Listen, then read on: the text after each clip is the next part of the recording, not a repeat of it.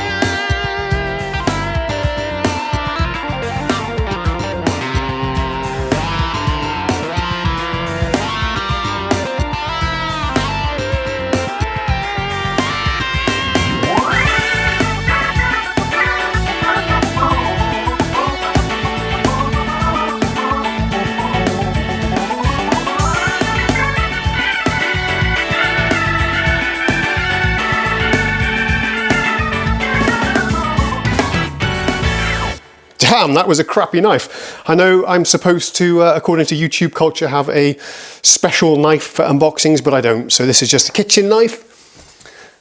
So let's take a look at this thing.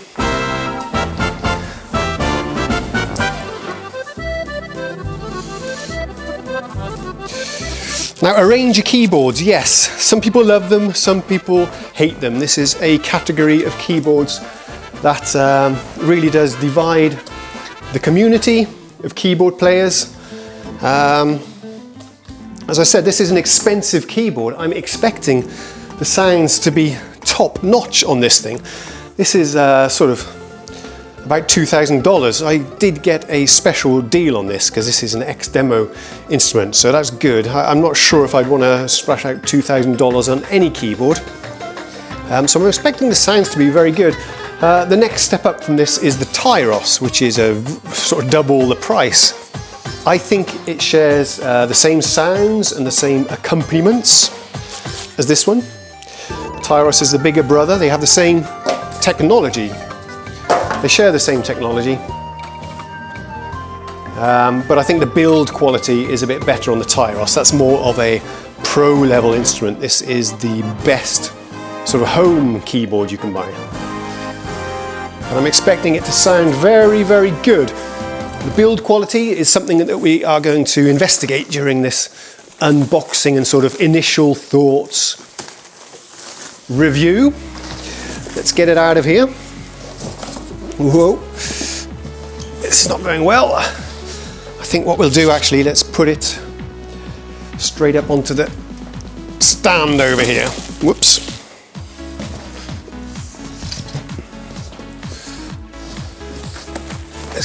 Get it over here.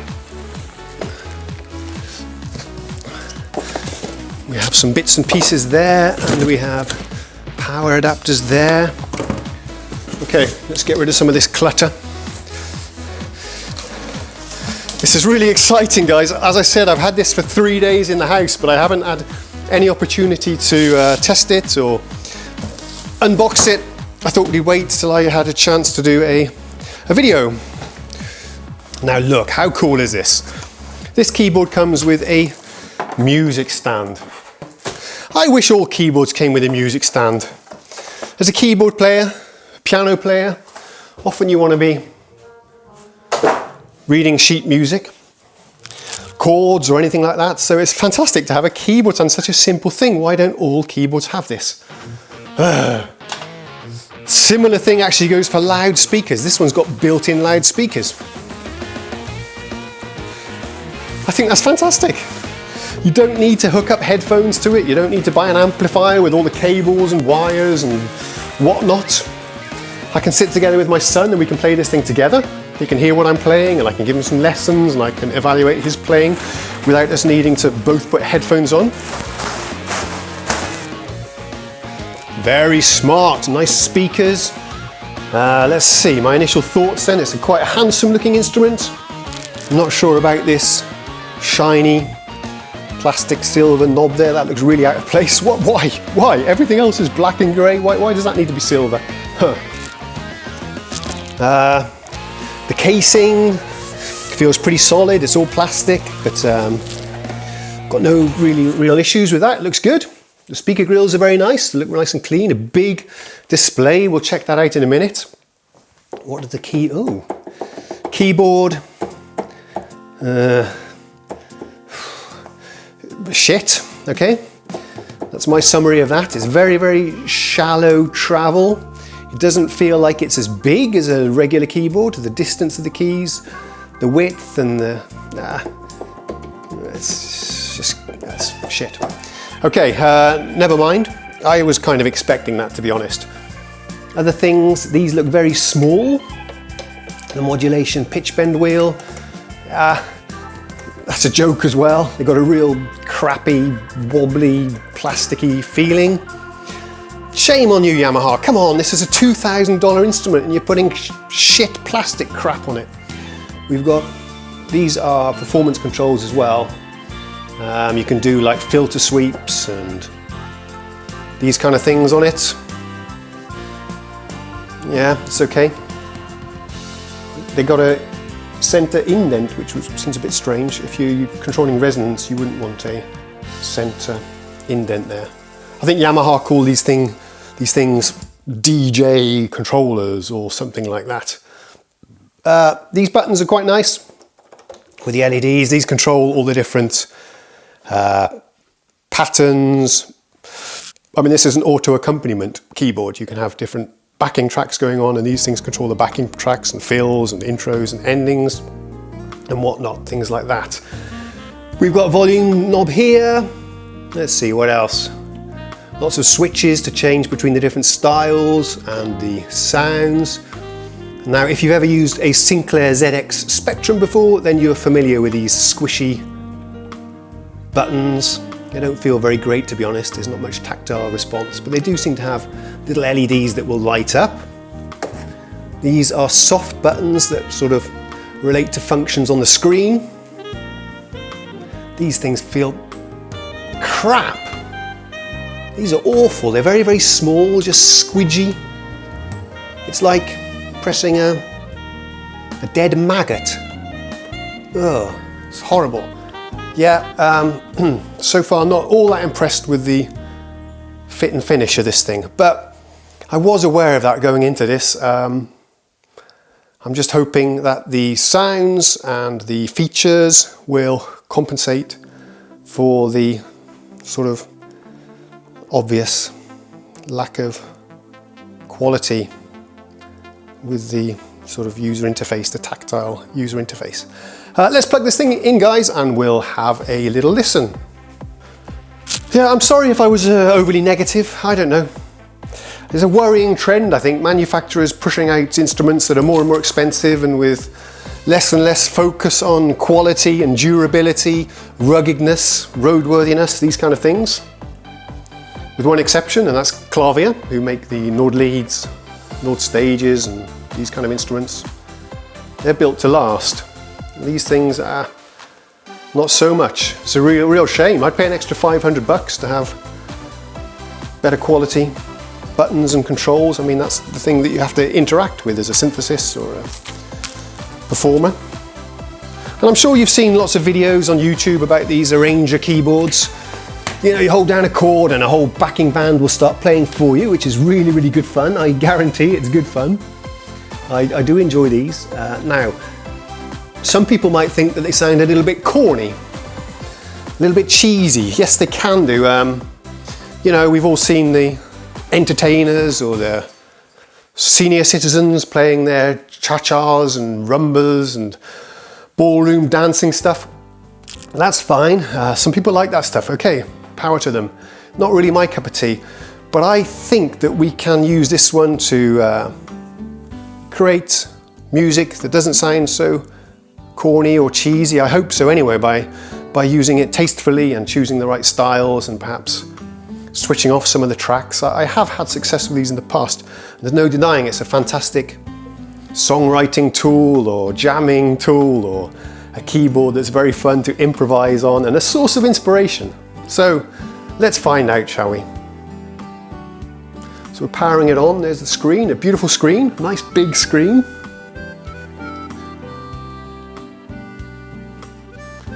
It's taking a little while to boot. There we go. So it's come to life. Yes, we have quite a nice screen. The size is good. It's telling me the song name. It's booted up in some default style Canadian rock. What does that mean? Is there a Canadian rock band that I should be aware of? What's that referring to? I don't know. We'll take a listen in a minute. It's telling me which sounds I have assigned to the various areas of the keyboard and the different sounds that are applicable for this kind of backing. Concert grand, some strings, VP soft, electric piano, tambourine, I don't know what. Let's try this out.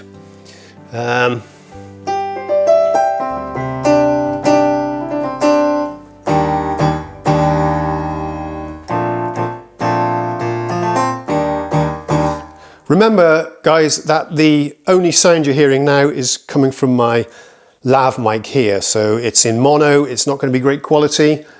What we'll do, we'll just experiment with one of these styles. Now we'll have a listen to this Canadian rock. Then we'll do a separate video where I will connect up the keyboard to my digital recorder, and then we'll do a proper exploration of the styles. Actually, what we could do, here's what I propose. In the next video, I'll hook this up to the recorder and I will go through all of these preset styles. There's about 400 or 500 different styles built into this thing. That's arrangements or musical styles. What we can do, we can play one from every category. So that would be pop, jazz, Latin, all sorts of stuff here. Ballads, R&B, ballroom. Should we do that? Dance, so on and so on. We could do, we could listen to one style from every category and I'll just improvise something on the fly. Yeah, that might work. It would be fun to do anyway. That's a good way to demonstrate some of the inbuilt styles and the fun that you can have with this thing. So anyway, it's booting up to a piano style. Oh, there we go. So yeah, this is the idea with these things. You just play one note and off it goes.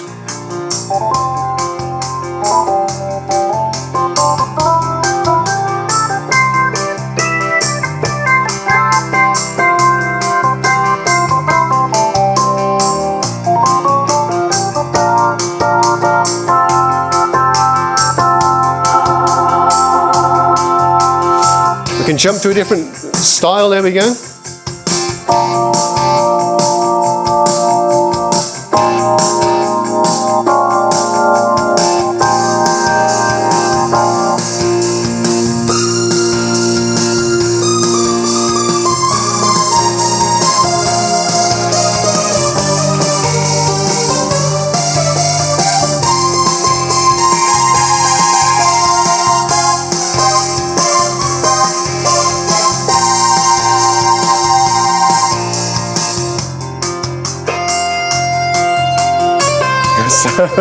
Some distorted guitar.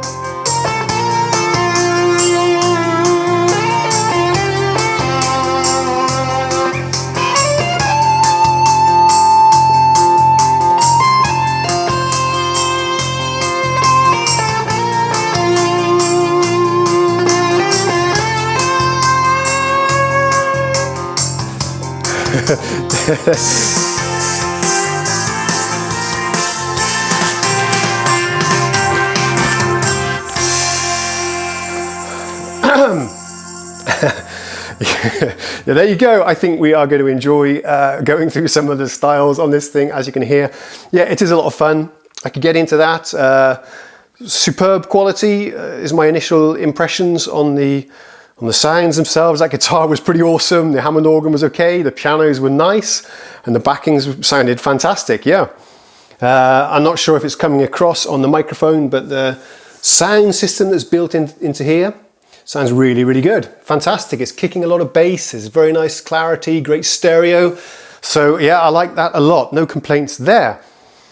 You know what? I think we'll end this video here. It was fun to unbox this together with you.